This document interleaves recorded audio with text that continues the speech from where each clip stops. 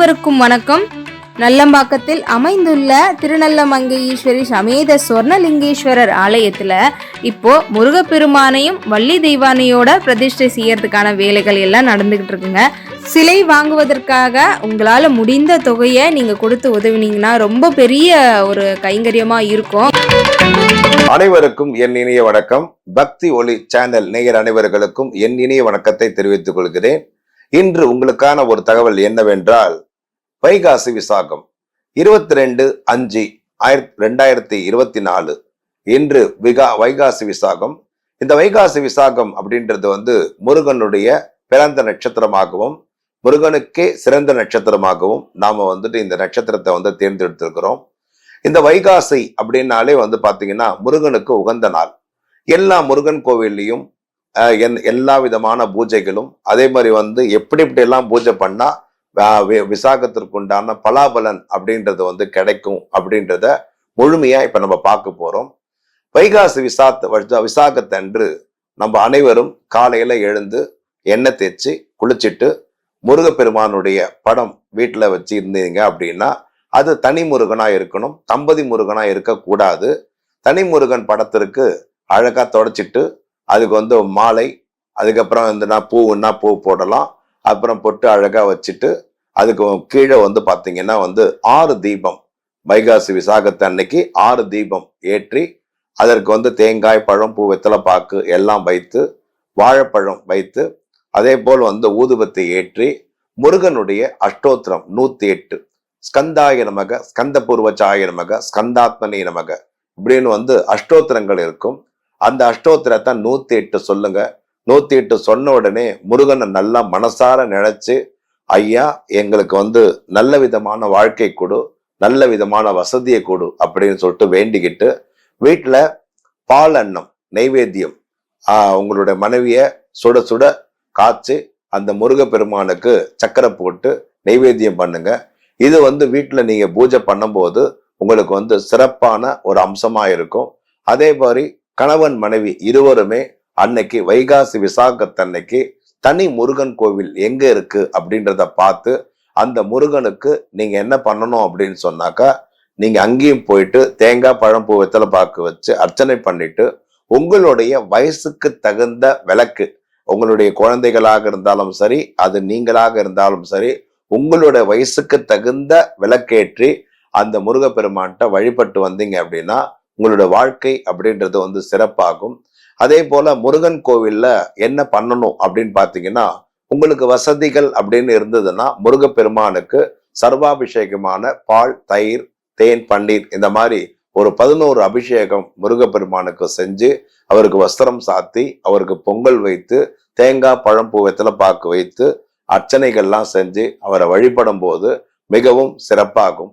இந்த தனித்த முருகன் அப்படின்றது மலை மேல இருக்கக்கூடிய முருகனை வணங்கும் போது இன்னும் சிறப்பம்சமாகும். இது திருநெல்வேலியில தான் இதற்கு உண்டான முக்கிய அம்சமாக கருதப்பட்டாலும் கூட வடபழனி, சென்னிமலை, சிக்கல் சிங்காரவேலன் ஆலயம், மருதமலை, திருச்செந்தூர் முருகப்பெருமான் இப்படி பல தனித்த கோவில்கள்லாம் பாத்தீங்கன்னா இந்த வைகாச விசாகத்து அன்னைக்கு மிகவுமே சிறப்பா இருக்கும். அப்படின்றதுனால தனித்த முருகன் கோவில்ல இந்த வைகாசி விசாகத்தை நீங்க கோலாகலமா நீங்க வழிபடும் போது உங்களோட வாழ்க்கையும் உங்களோட வசதியும் சிறப்பம்சமாக இருக்கும் அப்படின்றதுல எந்த விதமான சந்தேகமும் கிடையாது. ஏன்னா ஏற்கனவே நம்ம நிறைய வீடியோக்கள்ல சொல்லியிருக்கோம், முருகப்பெருமான் அப்படின்றது நமக்கு முன்னேற்றத்தை அதிகமா கொடுக்கக்கூடியவர். யாரு ஒருத்தவங்க ஒரு முருகப்பெருமான தன்னுடைய பாஸா, தன்னுடைய ஓனரா நினைச்சு அவர் மூலியமா நாம எந்த ஒரு உத்தியோகத்தை செஞ்சாலும் கூட அந்த உத்தியோகம் அப்படின்றது உன்னத நிலைக்கு கொண்டு போகும். அதே மாதிரி எப்படி திருப்பதி வெங்கடாஜலபதிக்கு நீங்க ஒரு முக்கியத்துவம் கொடுத்து நீங்க ஒரு விஷயத்த பண்றீங்களோ, அதே மாதிரி முருகப்பெருமான் அப்படின்றது மலை மேல இருக்கக்கூடியது. தன்னை வருத்தி வரக்கூடிய பக்தனை வாழ வைக்கும் ஒரு உன்னதமான கடவுள் அப்படின்னு பாத்தீங்கன்னா கண்டிப்பா முருகப்பெருமான் தான்.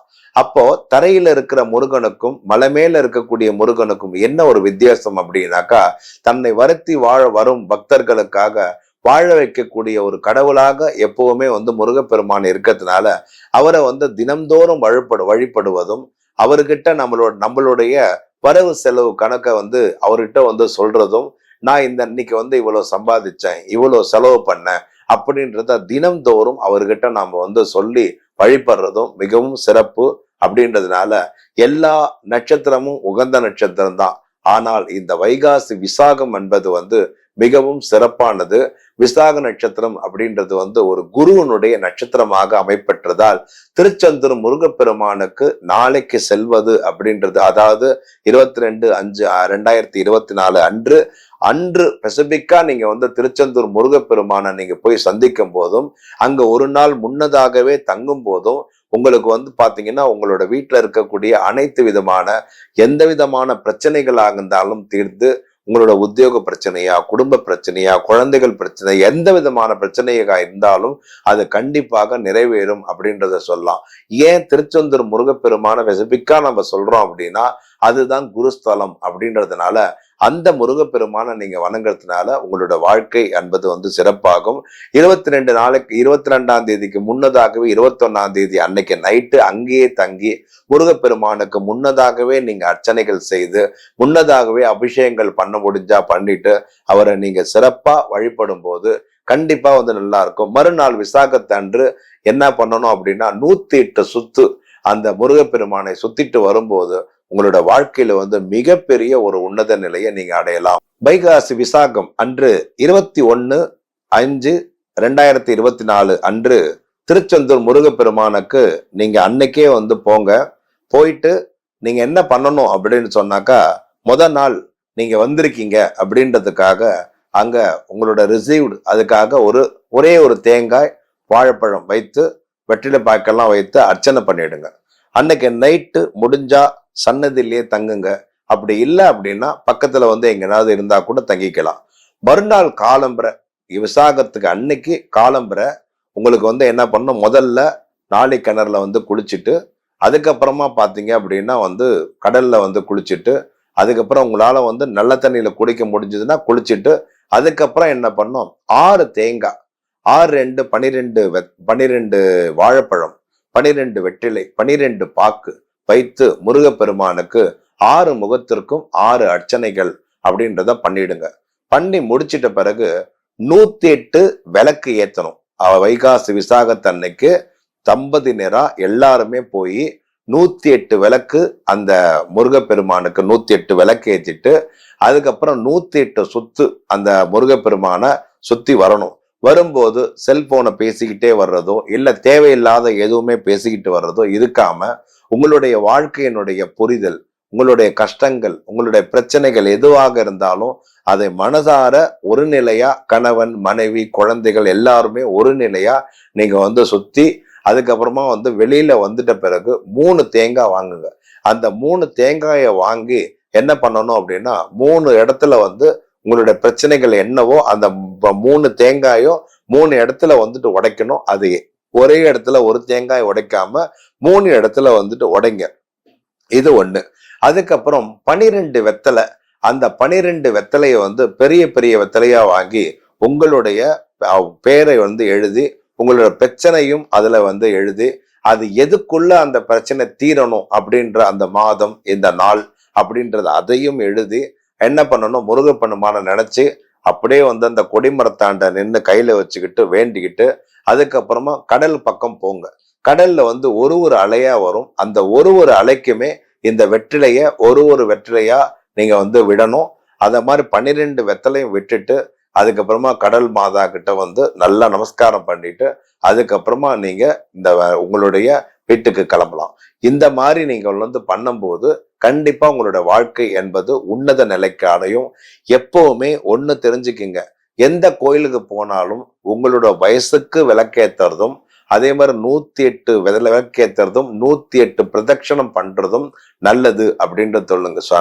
நினைச்சு உங்களுக்கு வந்து நீங்க பண்ணும்போது உங்களுடைய வாழ்க்கை அப்படின்றது சிறப்பாகும் அப்படின்றத சொல்லலாம்.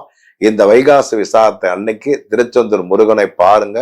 வாழ்க்கையில நல்ல ஒரு முன்னேற்றத்தை சந்திச்சு வாழ்க்கையில உயர்ந்து உன்னத நிலைக்கு வர வேண்டும் என்று பக்தி ஒளி சேனல் நேயர் அனைவர்களுக்கும் தெரியப்படுத்துகிறேன். நன்றி, வணக்கம்.